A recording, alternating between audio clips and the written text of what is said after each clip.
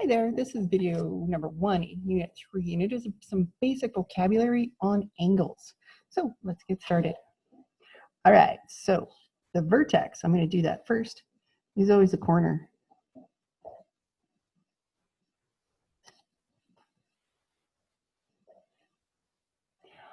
Sometimes in math and science, we just use slightly different words than people are used to. If you say corner, I don't care. But you need to know when you see the word vertex that you think corner. Now, ray or arm is the rest of the angle. So you can call them rays, you can call them arms. It really doesn't matter, but they're the sides of it. And they're called rays because they have a starting point, which is the vertex, and they go on forever. So theoretically, every time you see an angle or every time I draw an angle, there should be little arrows on that end. I'm not 100% sure we're going to see that in everyone, but that's what it's supposed to be. All right, there are 5 basic types of angles that we're going to worry about. The first ones are acute angles, and they are angles between 0 degrees and 90 degrees. And I know it's silly, but I was thinking, it's such a cute little angle. It's just a little one.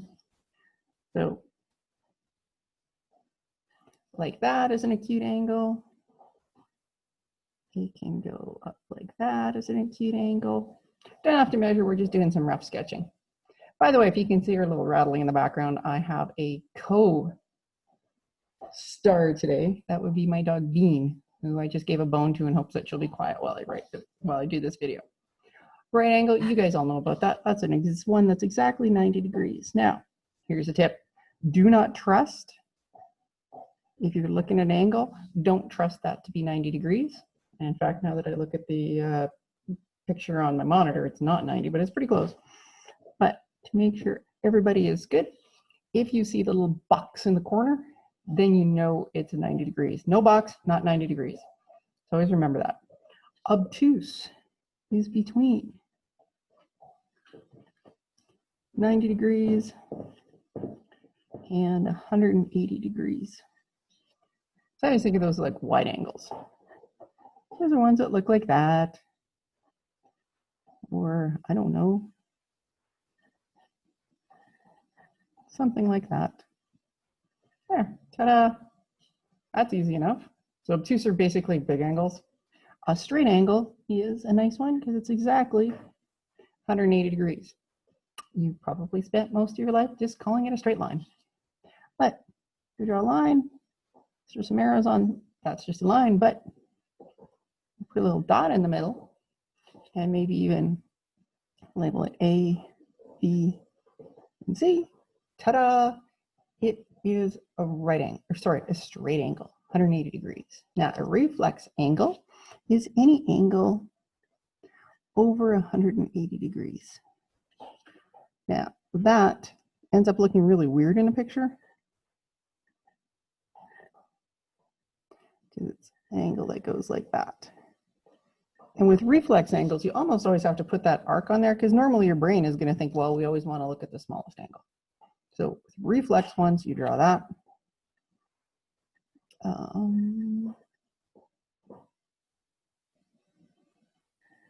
even make it look like that.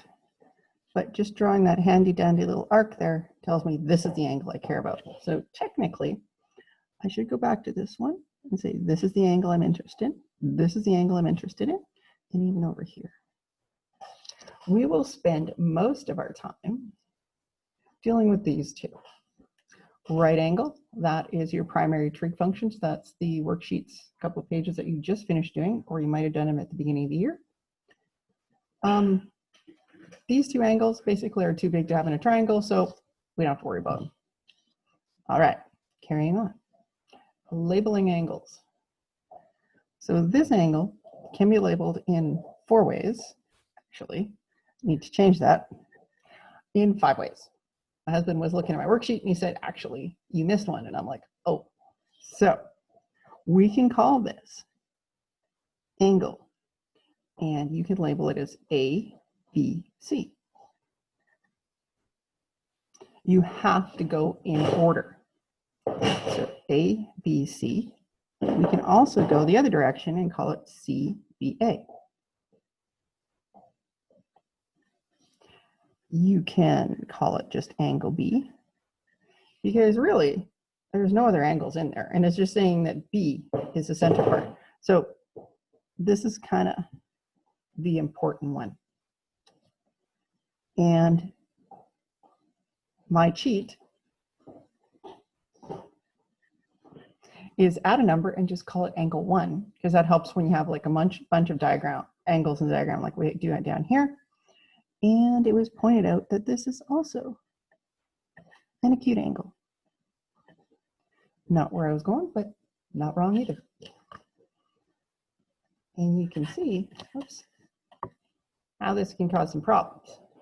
So if we look at this picture, which one is angle U? Well, I don't know. It could be this one. It could be this one. It could be that one.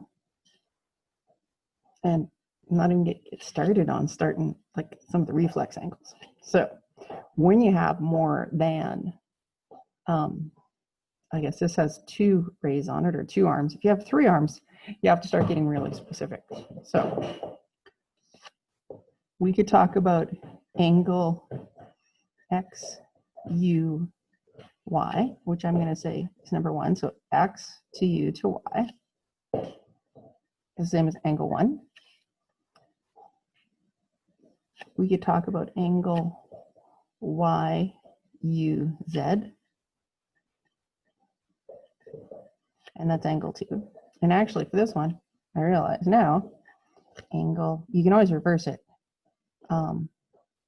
Y, U, X, right? So I can go X, U, Y, or I can go Y, U, X. So then Y, U, Z is the same as angle Z, U, Y. Or we could look at the whole angle in angle X, U, Z. That one is the big angle, which is equal to angle 3, which is equal to angle, I gotta go the other way, Z, U, X. So, as I said, I often cheat. I have a diagram like this and I have to do work on it. Most of the time, I'm going to label off my angles with little numbers. It just makes life a lot easier. And that, my friends, is the end of the first video talking about angles. Thanks.